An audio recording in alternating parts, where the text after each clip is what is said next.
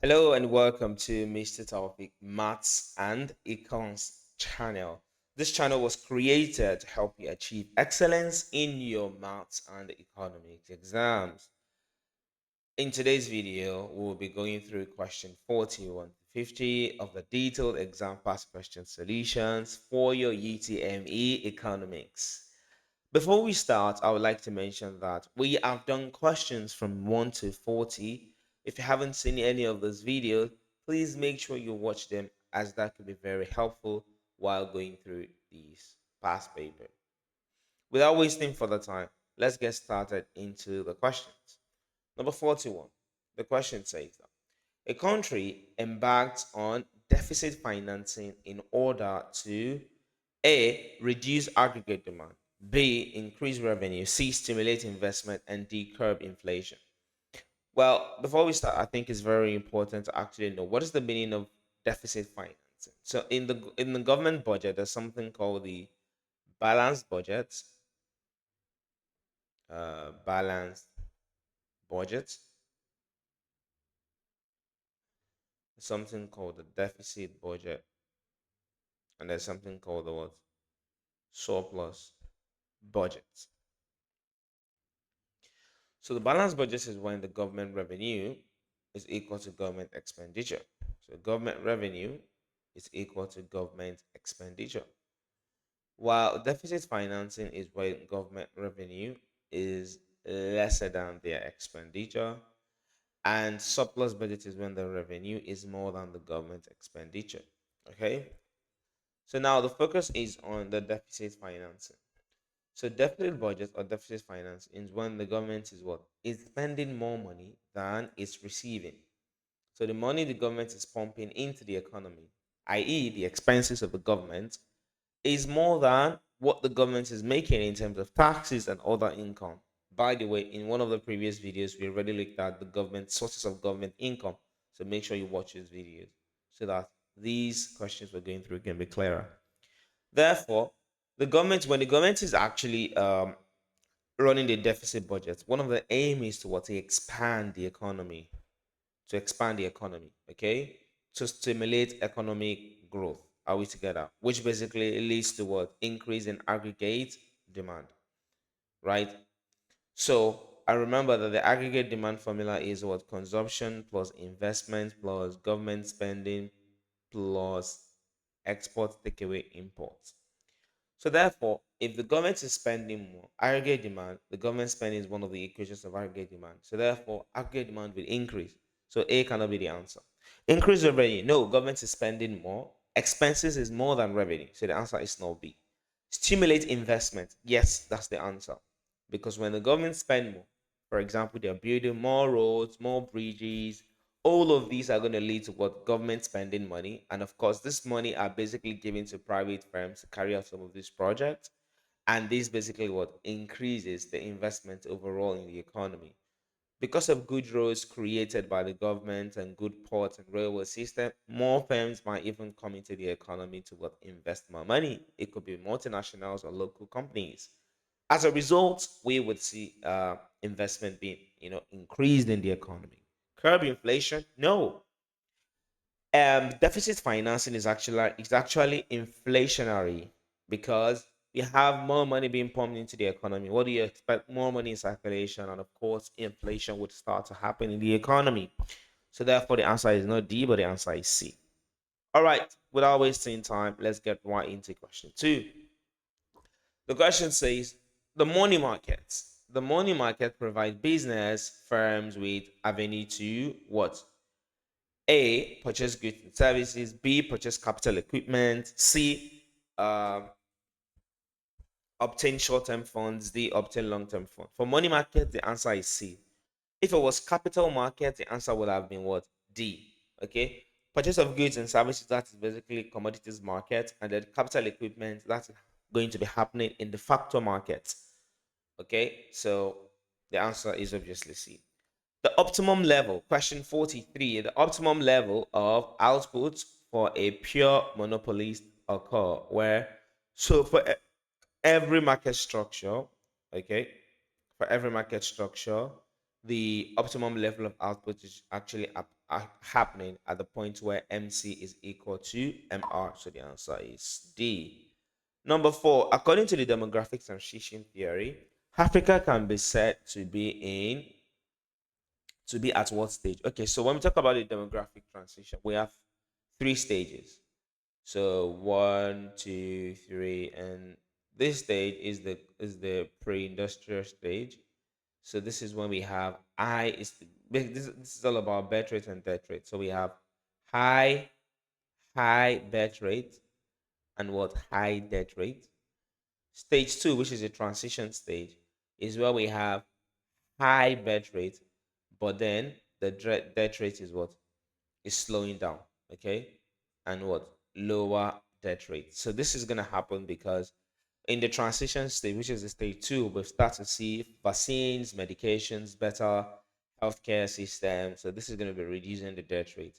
And finally, the stage three, which is where we have the slowing birth rate and what the slowing death rate. So we see that Africa mostly is not here. So we can say that Africa mostly is just tending towards stage three. Excuse me, we're just tending towards stage three. Nobody's really longer in stage one where you have high birth rate and high death rate because of like low infrastructures and everything like that, low healthcare systems. So that's not really the case. Africa mostly is in stage two to three. In most part of Africa, we are seeing what high birth rate and low death rate, and some part of Africa, maybe the North Africa, we might start to see things around low birth rate and what slowing death rate as well. So for Africa, the answer is A, stage two and three. All right, the Economic Community of West African Countries, ECOWAS, is an example of what? So ECOWAS, as you can see, is a regional body for the West African countries formed in 1975, consists of 15 member countries, and the main goal is to what promote economic cooperation among these countries. So it's not globalization because globalization is basically when countries of the world are becoming more interconnected. So a regional marketing board, no, marketing board is actually uh, a government agency that actually buys up agricultural produce in order to help farmers prevent losses. Economic integration. This is when different economic of the world come together to cooperate economically in order to improve trade and their economic situations. So the answer is definitely C. D is not the answer. D is a specific kind of economic integration whereby all the countries involved are cooperating in terms of movement of capitals and goods, movement of people. They are reducing trade barriers between themselves. They have a common monetary policy, and also they even have a common currency, just like the European Union.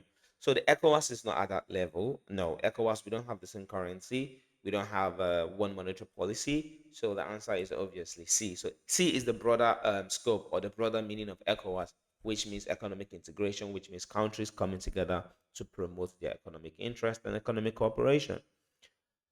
Given 32, 18, 24, 17, 16, 32, 28, 68, 71, and 15. What is the mode?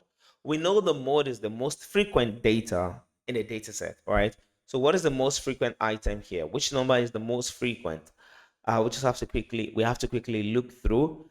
I think I am seeing, let me see, 32 twice. Okay, 32 showed up twice. 18 just once. 24 is just one. 17 is just one. 16 is just one. 28 is just one. 68. So the answer is obviously C, 32. So that's the most occurring. 47. The major determinant of income elasticity of demand is, in one of the previous videos, we made a detailed explanation of elasticities generally. When we talk about income elasticity of demand, which we call the YED, this is basically how consumer is the rate at which consumer would respond, okay, to respond to how consumer respond to quantity demanded due to changes in income. So when income changes, how the consumer start to respond to demand based because of that. And the formula is percentage change in quantity demanded over percentage change in income. So the answer is obviously level of income is the most determinant, most is a major determinant of elasticity of demand. Number 48, given that 2, 4, 6, 8, and 6, uh, given 2, 4, 6, 8, 4, and 6, the absolute deviation is what? Okay, so deviation. When we talk about absolute mean deviation is just basically mean deviation is just basically sum of the modulus of each of your x values minus the mean of x. Okay, minus the mean of x divided by the total number of items divided by n. Okay, so that's going to be, we're going to have, excuse me. So the formula is going to be x minus by x, sum of all of that divided by n. So the first thing to do is to find the bar x, the mean of x. So the mean of x here is 2 plus 4 plus 6 plus 8 plus 4 plus 6. In the exam, you definitely should use your calculator. 1, 2, 3, 4, 5, 6. We have 6 items in total. So 2 plus 4, that's 2 plus 4, that's 6. Then 6 plus 6, that's 12. 12 plus 8, that is what? 12 plus 8, that is 20. 20 plus 10, that is 30. So we have 30 divided by 5, by 6, and the answer is 5. So therefore, our mean deviation, MD, is not going to be sum of what? Each of our x minus the mean of x and the modulus of that. So the first one is going to be 2, take away the mean of x, modulus, plus 4, take away the mean of x, modulus, plus 6, take away the mean of x, modulus, plus 8, take away the mean of x, modulus, plus 4, take away the what? The mean of x, modulus. uh, which is 5, modulus, plus the last one, 6. So 6, take away the mean of x, modulus, all of them divided by n still, right? So the mean deviation, therefore, is going to be 2 minus 5, that's minus 3. We have the modulus of that, plus 4 minus 5, that's minus 1. We have the modulus of that. 6 minus 5, that's 1. Plus 8 minus 5, that's 3. Plus 4 minus 5, that's minus 1, excuse me. And then plus 6 minus 5, that's 1. So when we say modulus in maths, modulus just basically means that the negative will be taken out. Okay, a negative number just becomes a positive number. So minus 3 modulus becomes 3, plus minus 1 modulus becomes 1, plus 1 modulus becomes 1, plus 3 modulus is 3, plus minus 1 modulus is 1, and then 1 modulus is 1 over 6. So adding everything together, 3 plus 3, 6, 7, 8, 9, 10. So we got 10 over 6, which is the same thing as 5 over 3. And that will be 1 point. So if you put down your calculator, you must have 1.66 reoccurring. So we can just call it 1.67 for short. And then the answer to that is B. Okay, number 49. The precautionary demand for money.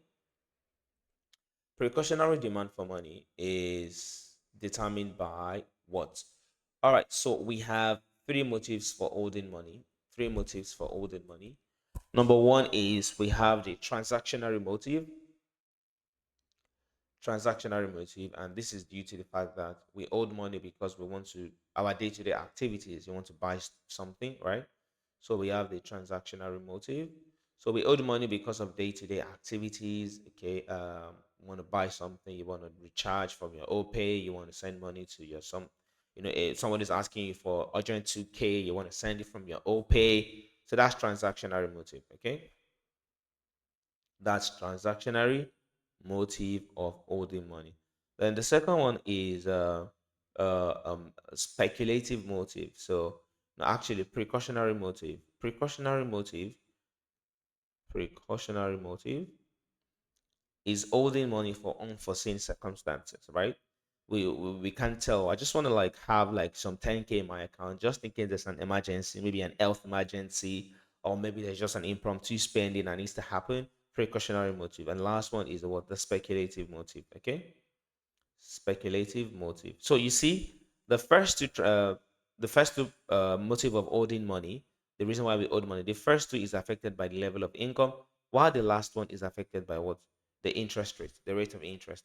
So the answer to the precautionary motive is what? D, the level of income. Number last one. Woohoo! We're now at the last question.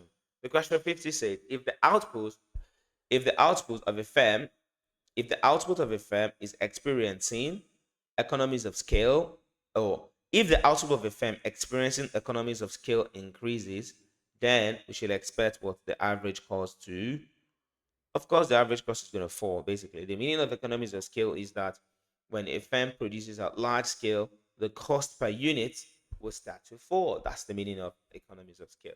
All right, this brings us to the end of this paper, this question 41 to 50 of your UTME. I believe you've learned quite a lot. If you enjoyed this video, make sure you subscribe, share with your friends, and also look forward to the next one. Also, if you want to stay updated, please check the link in this video. There is a link that leads you straight to my WhatsApp channel. There you'll be updated, and then you'll be well aware of any recent videos that have been posted. Thank you for watching, and I'll see you in the next video. Bye bye.